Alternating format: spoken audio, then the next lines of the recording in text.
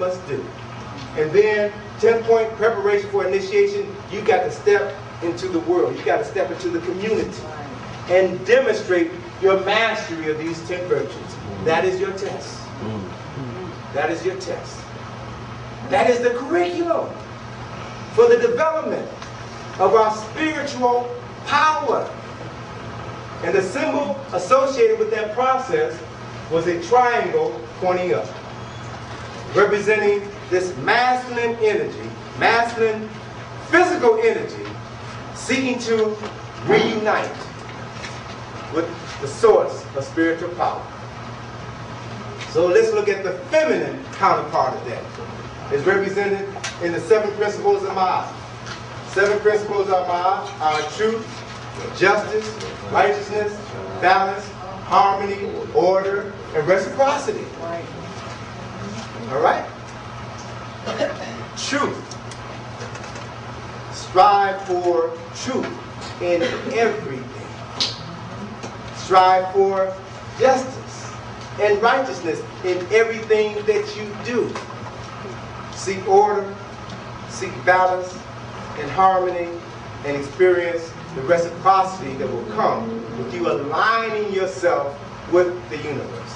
And the symbol associated with that is a triangle pointing down. Represents the spirit and the power of the universe now coming into you.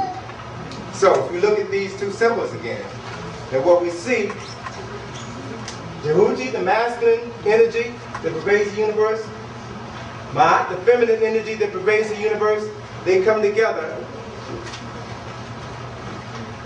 in a symbol that should be known to us all. Those two symbols, these interlocking triangles, represent the essence of what is above and what is below, what is within and what is without. That allows you to understand, to begin to understand who you are. These concepts are the foundation of the secret. All right? Yes. So, what's significant to know and to understand that according to the Da Vinci Code, the Da Vinci Code is a good book. It's a good read. It created a whole lot of controversy because folks don't want you to know certain information. But in Solomon's temple, by the Knights Templars during the First Crusade, when they were in Jerusalem in the 8th century, and that the Templars took this knowledge back to France with them, where they became powerful rulers before they were destroyed by the King of France and the Roman Catholic Church in 1307, specifically on October the 13th, 1307, which happened to be on a Friday. So that is the reason why Friday the 13th became an unlucky day, because that was the day that the knowledge was suppressed. Okay?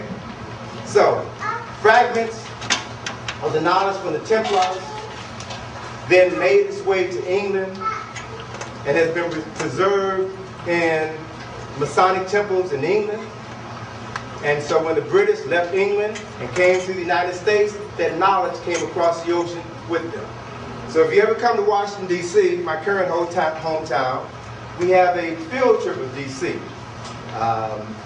which I talk about the ancient Kemetic influences on the layout, design, and development of D.C.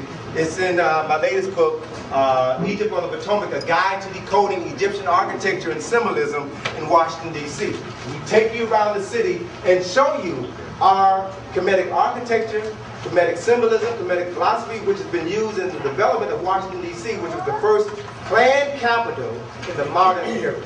And there are two buildings on 16th Street, which is the main street that runs through D.C., 16th Street.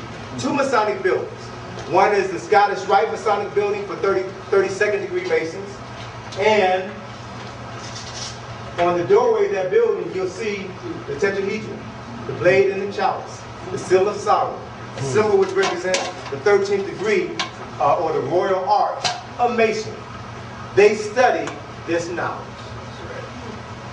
Short distance away from that temple, there is a second Masonic temple. Matter of fact, this Masonic temple is called the House of the Temple. This building was, up until recently, the headquarters for all 33rd degree Masons in the southern jurisdiction of the United States. It is now the international headquarters for all 33rd degree Masons on the planet. This building, it's got Kemetic symbols all over and within the building. But specifically, I want to focus your attention on two Kemetic objects. Here's the doorway to the temple, and there are two sphinxes on either side of the doorway. The sphinx on the right side of the door has an image of Ma'at at the place of his heart. The sphinx on the right side of the doorway has a cobra at the voice box. These two symbols represent masculine and feminine symbols associated with Ma'at and Jehuti. They know this information. They teach this information within this building. They teach this information within this building. They help European men, because Masonry is for males only. This particular building was designed to help European men understand this ancient wisdom so that they can maintain their power within the world. So, this information is not really a secret. It has always been available to us. And there is no one secret. There are many, many secrets. What I want us to begin to realize and understand is how the absence of this information affects us. The original aim of this knowledge was to teach human beings, to teach people how to manifest the Creator within by using the laws of vibration, attraction, intention, and emotion. This knowledge was banned because it conflicted with religious dogma that was designed to limit our development as spiritual beings. This secret knowledge, this ancient African secret knowledge, never said that you were separate from your Creator or that you were born in sin. Never said that. This secret knowledge says that you were born with a Creator inside of you. And to not know this information was a sin.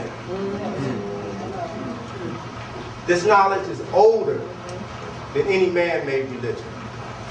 But if you are unaware of who you are and the potential that exists within you, you will become fearful of this information. And fear will cause you to experience pain, poverty, illness, and suffering, which are all sins. We're all victims of social engineering, and thus we are strangers to our true identity. Some of you have watched The Secret, others have heard about it, and you're curious because you feel that there's more to life than you've been taught. And you are searching for something. You are searching for the truth that your soul yearns for. And as you begin to find fragments of this truth in your life, we begin to realize that this information has always been around us and has always been available. But we've never been instructed how to identify this information or how to use it for our individual and collective benefit. During the 17th, 18th, and 19th centuries, Africans struggled for human rights. During the 20th century, Africans struggled for civil rights. And now, standing on the verge of the 21st century, Africans are struggling for the right to seek a higher consciousness. That's where we are right now. And it is going to be a struggle based on the history of struggle that we have experienced. We find ourselves at the dawn of a new era filled with unlimited possibilities. We know from experience that light always precedes the dawn.